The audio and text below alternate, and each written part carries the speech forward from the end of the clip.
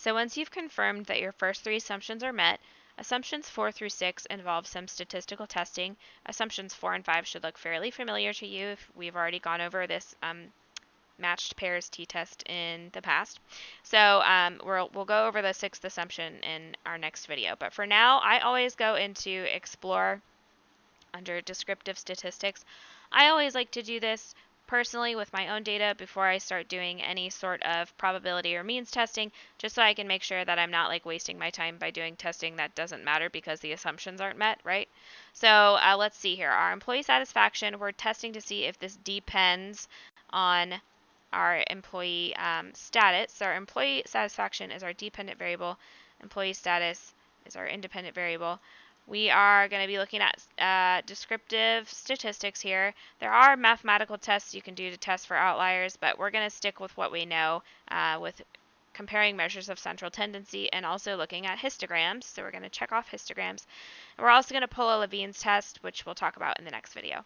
So we get a nice little output here. Let's take a look.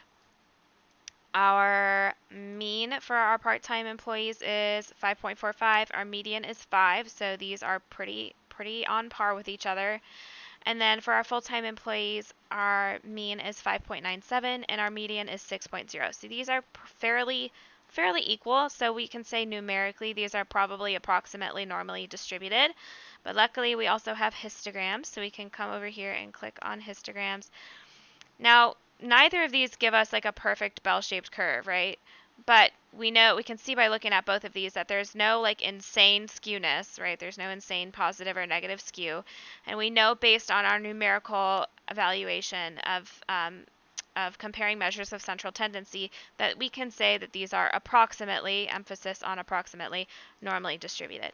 We can also say that assumption 4 is met by looking at these histograms because we can see that there's no insane amount of white space and values on either side. We know that there's no crazy outliers. So we can say comfortably that both assumptions 4 and 5 are met by looking at this data.